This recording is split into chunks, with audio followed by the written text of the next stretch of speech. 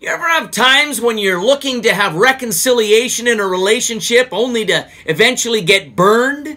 Well, today on Daily Renewal, I'm going to give you some tips on how to know whether somebody is ready to reconcile or not.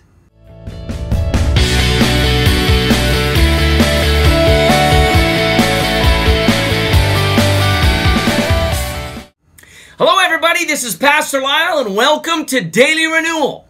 We're going to continue our series today on steps to reconciliation. I want to encourage you, if you're new to the channel, to consider subscribing to our channel where you can have access to over 100 different videos on various Christian topics that are all designed to help you in your Christian walk. It also helps us if you hit that like button below. So let's take a look today at the whole concept of how do we know in the idea of seeing reconciliation in our relationships. As much as we may want reconciliation, how do we know that the other person wants reconciliation? Because as much as you may want it, often I've even found myself in places where I look at my life and I go, you know what, I want to err on the mercy side. I try to always look to see that happen. And I've also noticed that it doesn't always happen. And we can even see in the Bible that, you know, as much as we might think that we can have reconciliation in every situation, this is not true. And we can start by even looking at God. Satan is never going to have reconciliation with God. And not only that, as much as God desires to have reconciliation with man, his greatest possession, it shows clearly in Scripture that not everybody is going to reconcile to God. And it's not because of God, it's because of the decision by man to not want to reconcile. So today, before we get into some of the steps that we can be aware of if somebody is truly repentant and wants to reconcile, they desire to reconcile a relationship with you, we need to first establish that there is a big difference between forgiving someone and reconciling with them. As we've mentioned in previous episodes, the idea of harboring unforgiveness is lethal to our faith. If you can't forgive someone, then basically what happens is it cuts off the flow of God in your life. It cuts off the power of God in your life. So as much as, and we look at Jesus as an example, as much as he had many opportunities to be offended and walk in unforgiveness, he chose not to. He chose not to harbor unforgiveness. And no matter what someone has done to us, we have to understand, we have to battle in our soul to come against all of the feelings, all of the emotions that come up when we're struggling with something that someone's done to us. We cannot harbor unforgiveness, yes, for their sake, because we want to give them opportunity to come into a right place with God, if that's the case, but also when we choose to walk in unforgiveness, it affects us, and we can't allow that to happen.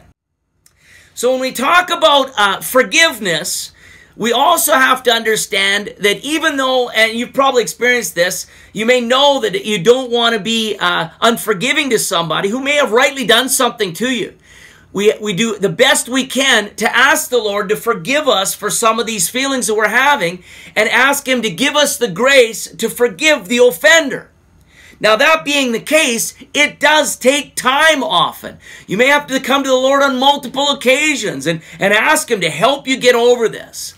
Now, that being the case, I mentioned earlier, there is a difference between having unforgiveness towards somebody and seeing reconciliation. The idea of reconciliation is a restoration of something that was once in a right place.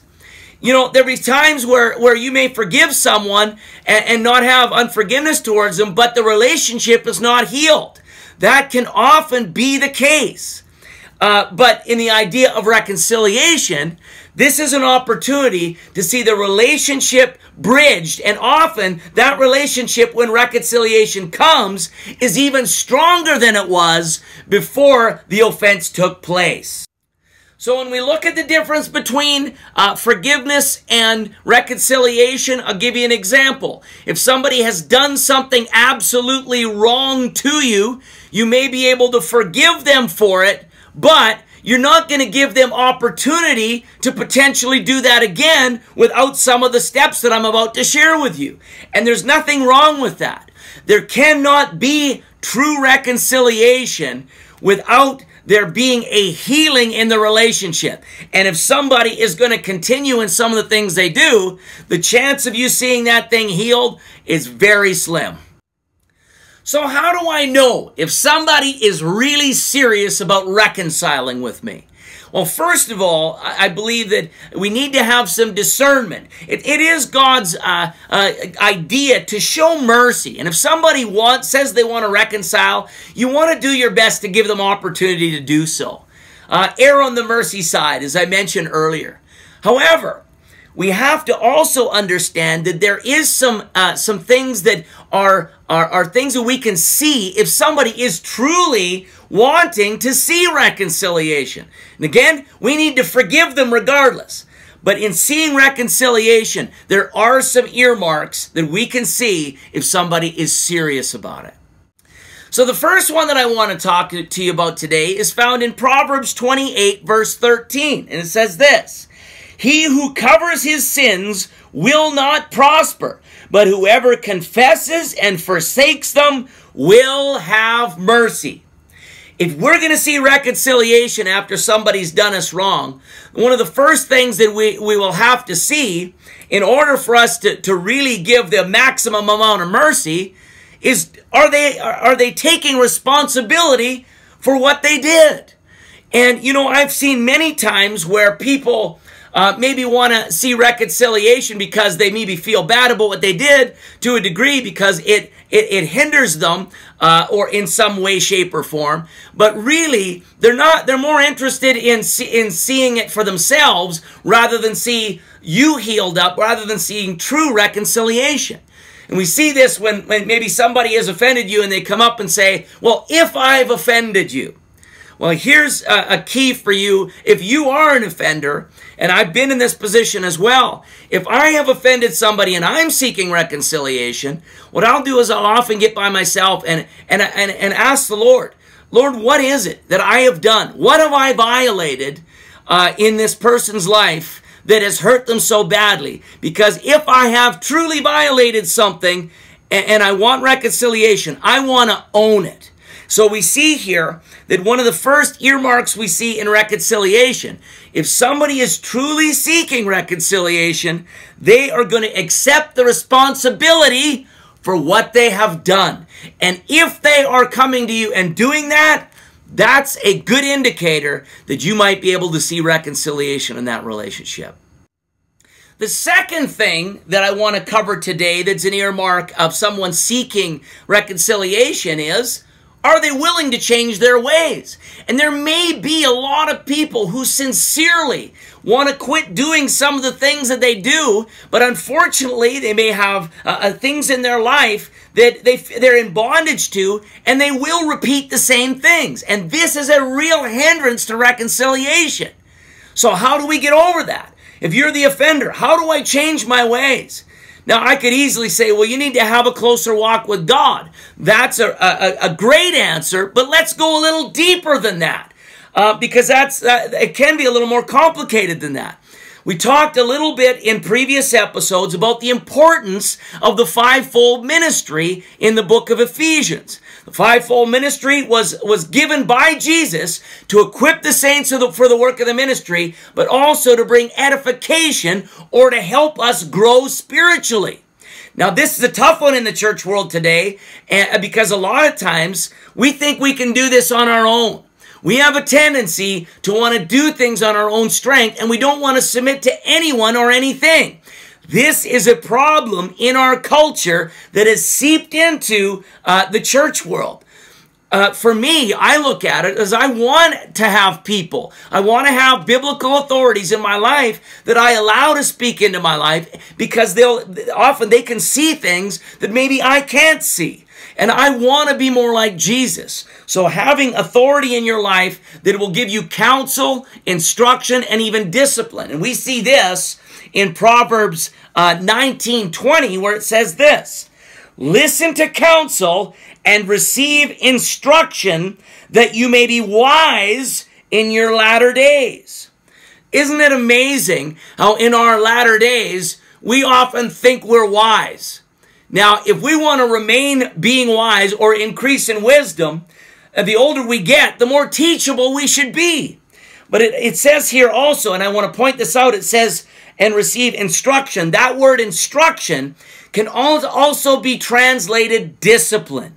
So when you've got somebody that's trying to reconcile with you, a question would be, well, if you've done this to me, how are you taking steps so that it doesn't happen again? Because I want to reconcile with you, but how are we going to take steps so that this doesn't happen? Do you have any form of accountability? What have you changed in your life so that we don't see these kind of things happen again?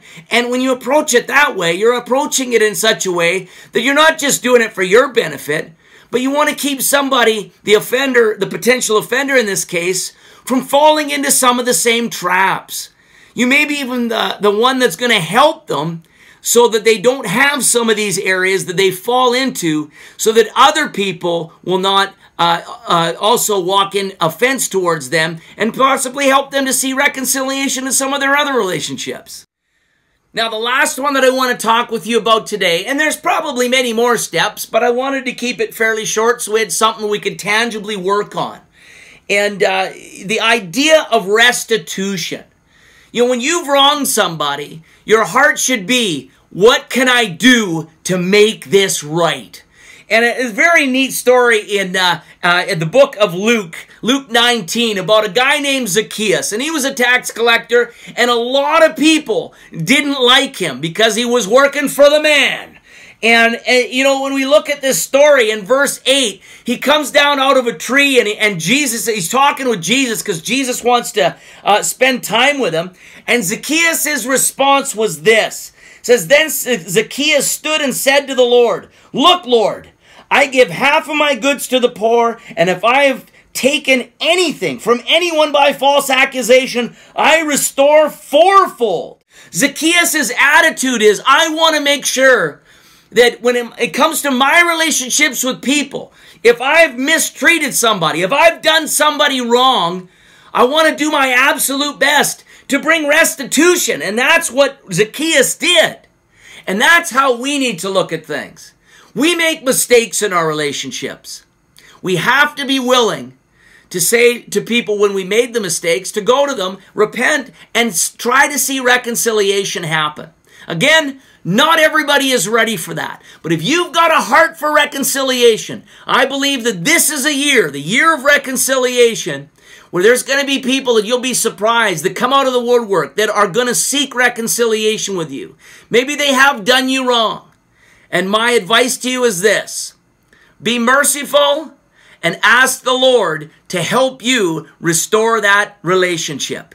If you're the one that's offended, then I would also strongly encourage you, because it affects your walk with God.